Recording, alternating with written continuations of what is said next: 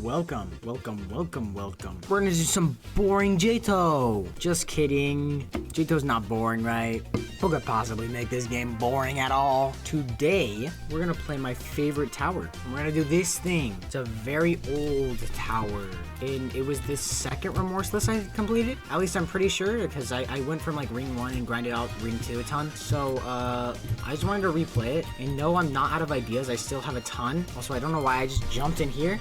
I just never have time. I'm only gonna use these items. Actually, wait, hold on. Let me make sure I have more items. I don't think I have any more healing items, but let's just start. Oh, this iconic start, the tightrope, the one studs, and also the like 30 seconds of gameplay. It's kind of like a trend with this tower. It's got like 30 seconds of gameplay on each floor. I tried to record this yesterday, but I could not beat it, so I'm sad. Dude, so many of these sections, like that invisible section down there, is so iconic. And this music selection is so perfect. It's so fitting. This first outside took me so long to master, and I usually went like this, and I would jump like this. Oh shoot, we're not gonna talk about that. But I used to not be able to flick that well. This also really well taught me how to flick. I remember trying to speedrun this outside, and I would do it in like a minute or something. I remember I used to go super slow. Bro, some of this gameplay is so freaking like nostalgic. I beat this like 2 years ago, I think. No idea when, but it was a long time ago. Dude, these freaking slanted things, and also this skip right here, you can just like go, or like you can turn like this, and you can just head hitter. It was really annoying and was not very consistent, but we're gonna do most of these sections all the way legit, because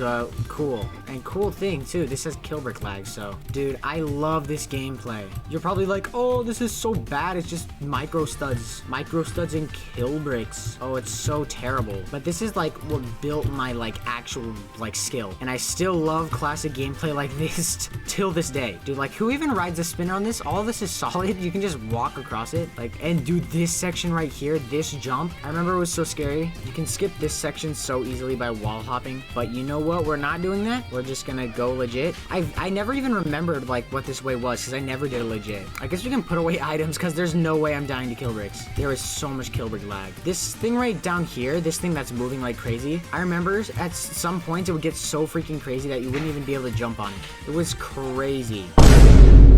Like, there's so many sections I remember where you'd have to wait and heal. And I keep in mind I only had trail mix and like T-pose and helicopter powers. And these like half studs against the wall were so difficult. And you know this, everybody knows this section. It's freaking insane. No kill brick lag equals death. And I remember being so cool, thinking I was awesome when I just sped ran these kill bricks. Did I just call those? Wait, hold on. Did I just call those kill bricks? I think I'm dumb. Dude, this is nostalgia. And this thing, bro, if these were crazy, you'd have to wait like a minute or two to like have them wait out. And bro, this thing was so RNG. Like, you would have to have the perfect timing to jump off this, like when it like didn't carry you like crazy. And then these famous invisible studs. You would also have to heal up way up for this part too. Gosh, dude, I remember every part of this. And also, everybody skips this, right? Like, you can just go up here. But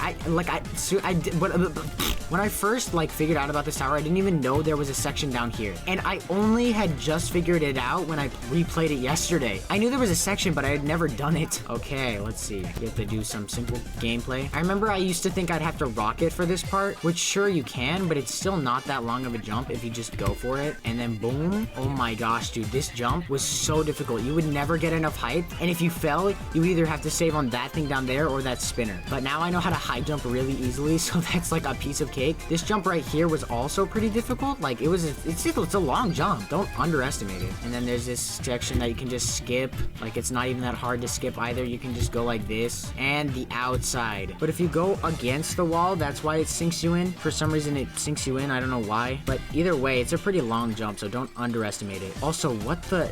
They glitched this part out, and then this thing is really scary. Oh my gosh. You can make it easier for yourself if you just go like this and climb down and flick. And this head hitter, bro, oh my gosh. All of this section right here is the hardest part of the entire tower. It was so scary. And then boom, it's free until you get here. Oh, let's go. I forgot about the trap floor. Traps, but they're not really that important. You just jump this direction. Like, I mean, you can tell where the traps are. And then, oh no, I did not mean to do that. Oh my gosh, I gotta get all the way back up there.